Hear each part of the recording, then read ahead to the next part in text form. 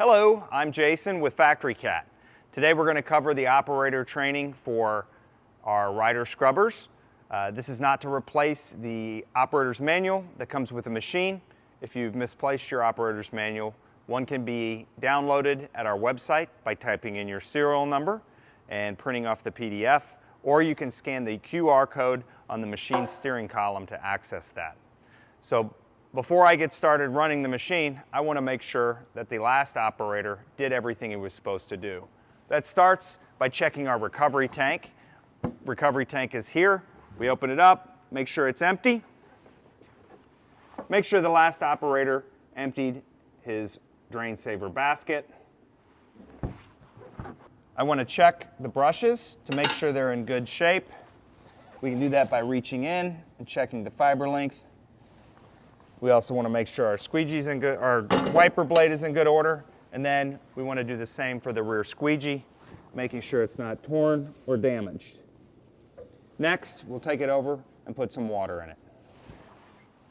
Once we've inspected our machine, we're going to add some solution. I'm going to do that by taking my hose and filling through the fill port here. Once we've filled the machine, it's time to operate it. We do this by being in the seated position, turning the key switch on, watching our central command for clear. Once central command clears, it will display our battery condition, our water, and our brush pressure. To adjust how much water or solution we put on the floor, we adjust this blue toggle up or down, and then the brush pressure can be adjusted in the same manner with the black toggle. The machine can be operated in two manners. One, we can use the all-in-one button.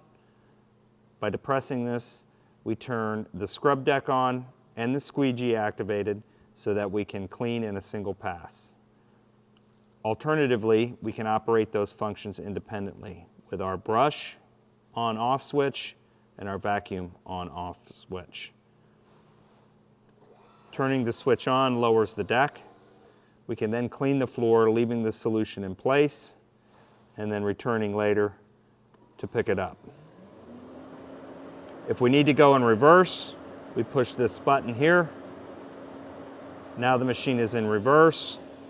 When we depress the pedal, we will go backwards. Don't worry, the squeegee automatically raises. We have a few indicator lights at the top here. This red light indicates that your solution tank is full. The yellow light indicates that your solution tank is empty. Green is if your machine is equipped with 0.3 aqueous ozone in the 65% output setting, and if you're in the 100% output setting, the yellow light will be illuminated. The red no vacuum light means that your vacuum is clogged. We need to stop and clear the clog.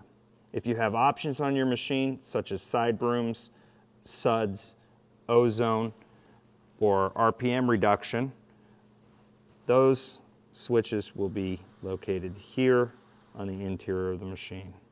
Additionally, your light switch would be here. When operating the machine, steering wheel is here. Horn is on the side, and your e-stop is here. Depressing the e-stop will kill the power to the machine. Make sure you're comfortable, adjust it, use the foot pedal to go forward, and off you go. Now that we've cleaned our floor, it's time to clean the machine. After use, we want to remove the drain hose, open it. Take care not to shoot yourself with dirty water. This can be pinched over to control the flow and drain it in its appropriate place. While that drains, I'm going to open up my recovery tank. Some machines it may be a smaller opening. I'm going to then rinse out my recovery tank. While that rinses, I'm going to remove the hose from the drain saver basket. Empty this into a receptacle and rinse that as well. Once that's done, we're going to replace it. put the vacuum hose back in it, close that up, crack it so it air dries. Then we're going to go to the side of the machine and open it. This is a cylindrical machine, so we want to make sure that we empty our debris tray. We do that by opening the wiper and removing the tray. Any debris that we have in here, we want to dump into the garbage and clean it.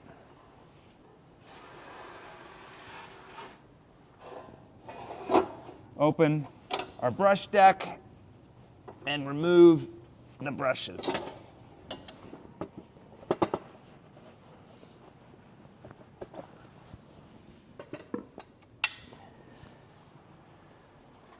And clean them off.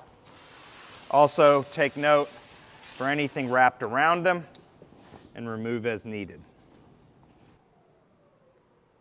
Once a week, we want to perform a few extra tasks.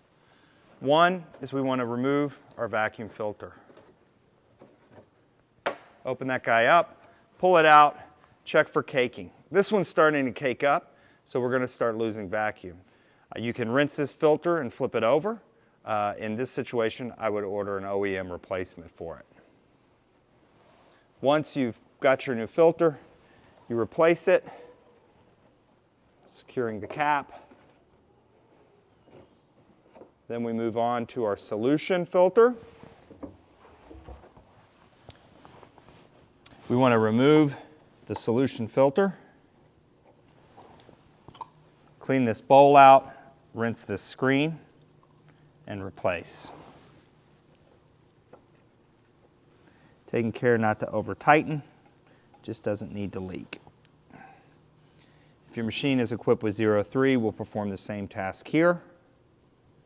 This ball we want to inspect to make sure that there's no water in it. If we have water in it, it indicates we've been over sudsing and water's been going through our vacuum. And then on our relief valve, we want to just make sure that it opens and is clean. Once we've cleaned our solution filter, we want to make sure that the water level in our batteries is correct. Before doing this, we want to make sure that we have on appropriate personal protective equipment. So check with your supervisor for what that PPE is. Gloves, goggles are the minimal. To access the batteries, we're going to tilt this tank back. Batteries are located under the seats in our riders. And to check the water level, we're going to take the caps off. So we remove every cap for every cell, and we inspect the water level. On full charge, the water level should be 1/4 to 1/2 inch below the depth of the well. If it is too low, we want to add water, preferably distilled. When we're done, we replace the caps, check to make sure that our terminals are all tight, and continue on with our day.